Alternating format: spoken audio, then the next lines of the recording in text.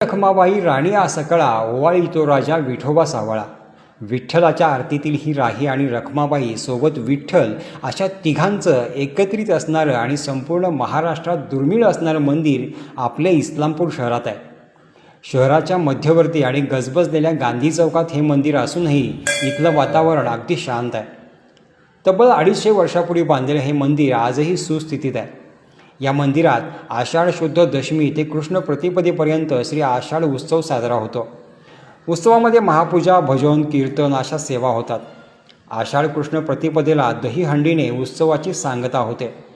मंदिरासमोरील प्रांगणात 200 वर्षापूर्वीचा पिंपळ वृक्ष आजही सुस्थितीत आहे।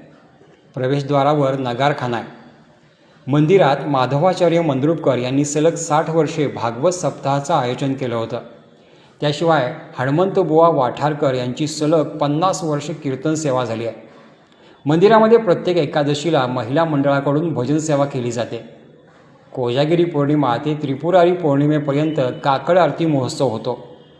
श्री विठ्ठल देव ट्रस्ट या नावाने मंदिर नोंदणीकृत आहे। इस्लामपूर शहरातील मालमत्तेची नोंदणीची सुरुवात या मंदिरापासून होते, कारण या मंदिराचा सिटी सर्वे क्रमांक 1 आहे।